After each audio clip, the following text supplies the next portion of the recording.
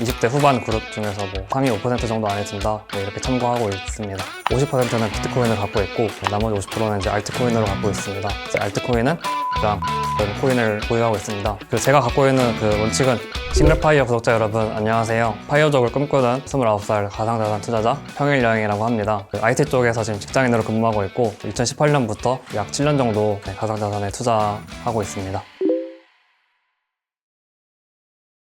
가상자산으로 지금 6억 이상을 보유하고 있고요. 뱅크샐러드라는 앱을 좀 참고하는데 제가 있는 20대 후반 그룹 중에서 뭐 상위 5% 정도 안에 든다 이렇게 참고하고 있습니다. 저는 다 좀 자산형으로 보유하고 있다 보니까 월급 위에 딱히 발생하는 것은 없고 좀 비정기적으로 투자 수익을 뭐 생활비에 쓰고 있다 이렇게 말씀드릴 수 있을 것 같습니다. 그 직장인 연봉 이상보다는 큰 수익을 내서 사용하고 있는 것 같습니다.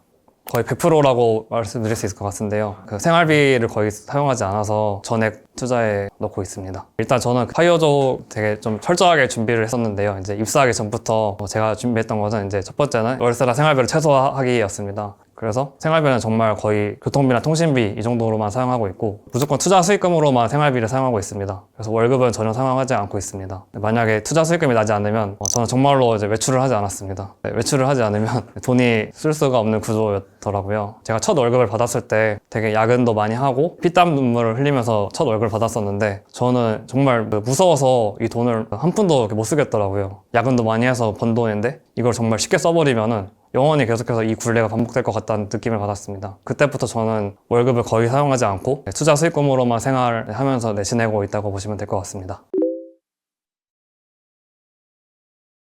일단 현금은 10% 정도 비중을 두고 있고 나머지 90%는 좀 가상자산에 좀 본격적으로 진입을 한 상황이고요. 50%는 비트코인을 갖고 있고 나머지 50%는 이제 알트코인으로 갖고 있습니다. 이전에 사이클을 참고했었을 때 NFT 시장이 좀 죽었지만 다시 이번 사이클과 함께 오를 거라고 좀 예상을 해서 퍼치 펭귄이라는 그 NFT를 보유하고 있는데 나머지 알트코인은 도지코인이랑 에이브라는 코인을 보유하고 있습니다. 이 부분에 대해서 좀 더 설명을 드리면 지난 1년 동안 코인 시장을 강타했던 그런 주요한 메타가 AI랑 밈이랑 디파이 이 세 분야였던 것 같아요. AI는 좀 저랑 잘 안 맞는 것 같더라고요. 흐름이 너무 빠르게 변하다 보니까 뭔가 미국 주식은 엔비디아랑 뭐 팔란티어 이렇게 대표되는 주식이 있는 반면에 코인은 되게 흐름이 빠르게 바뀌는 것 같아서 AI 쪽은 최대한 보유하지 않고 있고 밈 중에서 그 시총 1위 코인인 도지코인을 보유하고 있고 마찬가지로 그 디파이에서 이제 시총 1위 코인인 이제 에이브 코인을 보유하고 있습니다.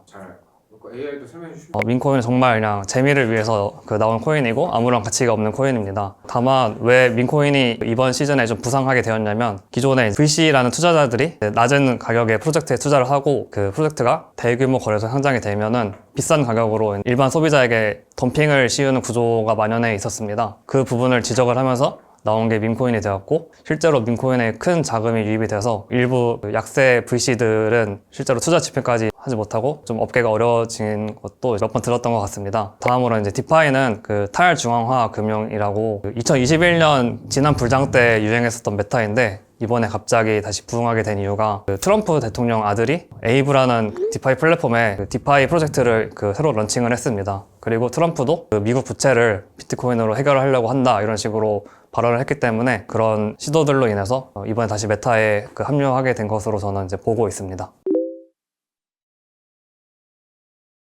처음 투자를 진행하게 된 계기는 중학교 3학년 때 선생님께서 LG화학의 배터리가 세상을 바꾸게 될 거라고 말씀하셨습니다. 저는 혹시나 하는 마음에 이제 집으로 가서 엄마 명의로 3주를 구매했었습니다. 그리고 다 까먹고 한 3년 정도 뒤에 다시 계좌를 확인해 보니까 그 계좌가 3배, 4배 정도 올라와 있는 것을 확인하였습니다. 그래서 이제 주식으로 돈을 이렇게 버는 거구나를 그때 처음 느꼈던 것 같고요. 본격적으로 이제 주식 투자를 하게 된 것은 2017년 전역을 하고 본격적으로 투자하기 시작했습니다. 그때는 SK텔레콤, 셀트리온, 신라젠 등 전체적으로 상승장의 기조가 있었고 2배 이상이었던 것 같은데 근데 그게 되게 상승장이었기 때문에 장이 좋았다 이렇게 말씀드릴 수 있을 것 같습니다. 그러다가 이제 2017년 말에 가상자산 시장이 되게 붐업이 되면서 그때 이제 넘어갔고 그때 좀 쓴맛을 봤습니다. 제가 대학생 때 열심히 과외도 하고 주식 투자에서 번 돈들이 거의 80%가 사라졌다고 보시면 될 것 같습니다. 그때 한 2천만 원 정도 규모의 자산이었던 것 같습니다. 그때 아직도 기억나는 게 그 만수르가 코인 사갖고 엄청 올린다 해갖고 뭐 중동 뭐 할랄 코인인가 뭐 이런 이상한 코인도 막 샀었고 뭐 알트 코인들 위주로 샀던 것 같습니다. 제가 그때 23살쯤인가 그랬었는데 어린 나이였기 때문에 이 시장에서 잃은 돈을 결국에는 플러스로 만들고 무조건 나가겠다 이런 결심을 하게 되었습니다. 학업과 일을 좀 병행하면서 시드를 모으기 위해서 노력을 많이 했고요. 계속해서 1년 동안 하락장이 전개되다가 갑자기 2019년 4월 1일 만우절에 거짓말처럼 비트코인 장대 양봉이 나오면서 그때 모아두었던 시드들을 투자를 해서 두세 배 정도 수익을 거뒀던 것 같습니다. 그러다가 이제 2020년은 코로나가 있었던 일인데 그때 비트코인 시장을 비롯해서 전체 주식 시장이 붕괴되면서 저도 엄청 놀라서 손절하게 되었고 그때 다시 보니까 비트코인 저점 대비 한 20배 정도 올랐던 시장이더라고요. 그래서 이 시장에서 포기하지 않고 계속 남아있어서 큰 수익을 거두었던 그런 기억으로 남아있습니다. 그럼 불장이 2년 정도 됐다가 이제 마지막에 FTX 청산이랑 그 다음에 이제 루나 사태로 인해서 많은 자산 가격이 하락이 있었습니다. 이 시장이 다 연결되어 있다 보니까 그런 부정적인 악재들이 나오면은 폭락으로 이어지게 되더라고요. 그래서 루나를 투자하지 않았지만 전체적으로 다 내려서 결국에 한 5천만 원 정도는 손절하고 그때 잘 이제 빠져나왔던 것 같습니다. 2023년쯤 이제 하락장이 이제 진행되고 1년 정도 지났기 때문에 비트코인 다시 매수해야 되겠다 결심을 했습니다. 은행으로 가서 대출 1억을 받아서 대출받은 자산이랑 제 개인 자산을 다 비트코인으로 다 전환하였고요. 그렇게 해서 잘 오르다가 미국 중소은행들이 막 파산하면서 다시 마이너스 찍히는 일이 발생했습니다. 그때 되게 힘들었던 게 에코프로라는 종목이 막 6배, 8배씩 오르고 미국에서는 엔비디아가 막 3, 4배씩 오를 때였는데 비트코인은 제 평단 밑을 막 다시 오니까 되게 막 상대적으로 되게 힘들었던 기억이 있습니다. 그렇지만 이제 갑자기 이제 비트코인 ETF라는 호재가 등장하면서 다시 수익을 바꿀 수 있었고 결국에 비트코인이 2배 이상 오르면서 대출금도 이제 이자만 내외해서 원금을 해소할 수 있게 되었고 큰 수익을 거둘 수 있게 되었습니다. 그때 당시에는 되게 단순하게 생각했었는데 내가 망할 확률과 비트코인이 망할 확률 어떤 게 더 높을까 이렇게 단순하게 생각했던 것 같습니다. 월급이나 기타 소득 같은 것들을 다 계속해서 매수했기 때문에 정확히 측정은 어렵지만 그래도 4, 5배 이상은 벌었다고 말씀드릴 수 있을 것 같습니다. 솔직하게 말씀드려서 상승이나 하락폭을 예측하기 되게 불가능하다고 생각합니다. 비트코인만 하더라도 항상 사람들이 예상했던 것보다 더 크게 오르고 그리고 사람들이 예상했던 것보다 더 내리는 조정이 있었기 때문에 예측하는 것은 좀 어렵다고 생각하고 다른 주식이나 이런 거에 비해서 좀 계량화하기 어려움이 있다고 생각을 합니다. 지금까지는 아무래도 명확화된 규제들이 없었기 때문에 투자자를 보호하는 법안도 없었고 프로젝트들이 언제든지 자기 맘대로 종료하거나 아니면 정말 조용히 아무도 모르게 엑시트 그런 경우들이 많이 있었다면은 조금씩 법안이 정비되고 미국 쪽에서 어느 정도 좀 판을 깔아주려고 하는 움직임이 있는 것 같아서 그래도 이전보다는 좀 앞으로는 투자자들도 좀 이렇게 보호받는 시장이 되고 지금까지 업계에서 킬러 앱이 많이 없었었는데 그런 킬러 앱도 나오지 않을까 기대하고 있습니다. 네, 지금은 주식 투자를 하고 있지 않고요. 그 이유는 아무래도 저 2일 동안 그 예수금이 묶이는 게 가상자산 투자자인 제 입장에서 좀 되게 이해가 안 된다고 할까요? 그런 좀 이렇게 시간 비용들이 좀 아쉽다고 생각해서 투자하고 있지 않고 있습니다. 사실 이런 자리 말씀드리는지 모르겠는데 제 주변 친구들은 국장에 대한 혐오가 되게 높은 편이거든요. 많은 분들이 이제 말씀해 주시는 소액 투자자들을 위한 보호 이런 것도 안 되어 있고 여러 문제점들이 많이 있는데 또 이제 미국 주식의 경우 좀 이렇게 상방의 제한이 있다고 해야 될까요? 그런데 반면에 이제 코인의 경우 물론 하방도 보장되어 있지 않지만 상방이 되게 열려 있고 제가 이 시장에 있을 때만 해도 시총도 지금과 비교했을 때 되게 작은 편이었고 잠재력이 있겠다라는 생각이 들어서 그래서 코인 투자를 했던 것 같습니다.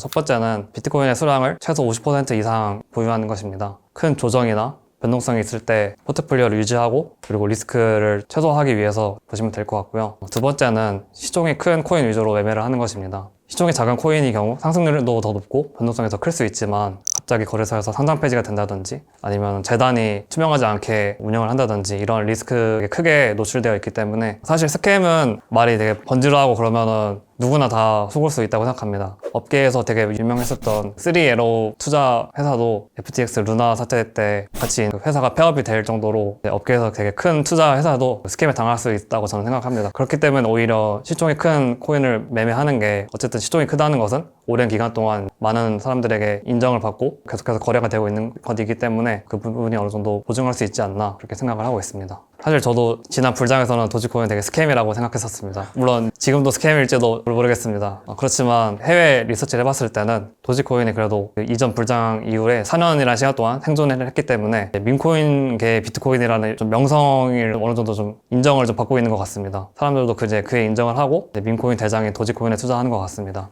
저는 최소 3개월, 6개월 이렇게 보고 투자를 하기 때문에 다른 분들이 말씀하신 것처럼 막 차트로 봤을 때 뭐 이때 들어가야 된다 이런 건 잘 모르겠고요. 보통 이제 남들이 코인 시장 끝났다, 대중의 관심으로부터 좀 멀어졌을 때 그때 좀 매수를 해놓는 편이고, 사이클이 좀 지났다 아니면 보통 그런 이평선들을 많이 참고하시는 것 같아요. 그런 이평선을 뭐 이탈했다 그랬을 때 이제 엑시트를 준비해야 되겠다 그렇게 참고해서 판단을 내리는 편입니다. 비트코인 반감기에 대해서 말씀을 드리고 싶은데요. 비트코인 반감기의 경우 채굴되는 비트코인의 수량이 4년에 한 번씩 그 절반으로 줄어드는 것입니다. 그 지난 이제 17년 그리고 21년 사이클마다 반감기 다음 해에 큰 상승이 있었기 때문에 4년 사이클을 참고해서 저는 이제 매매를 했던 편이었습니다. 예를 들어서 반감기부터 반감기 2년 뒤까지는 이제 상승으로 보았고, 그 2년 뒤 그리고 반감기 전까지를 좀 이렇게 조정 및 하락 그런 사이클이라고 보고, 그때는 좀 현금화 비중을 늘리고 그렇게 투자를 진행했었습니다. 저는 여태까지 있었던 유명한 빔들은 거의 다 맞아본 경험이 있습니다. 비트코인이 항상 20-30%의 조정을 하면서 상승을 했기 때문에 결국에는 비트코인으로 수익을 거두려면 이러한 조정을 무서워하지 않고 견디면서 나아갈 수 있어야 되는 것 같습니다. 이러한 조정에 묵묵히 버티고 인내할 수 있으려면 좋은 포트폴리오를 좀 구축해야 된다고 생각합니다. 저처럼 이제 시총이 큰 코인을 사거나 아니면 비트코인 비중을 50% 이상 보유하게 되면은 똑같이 힘들지만 그래도 좀 인내할 수 있다, 이겨낼 수 있다, 이렇게 좀 마음가짐을 갖게 될 수 있는 것 같습니다.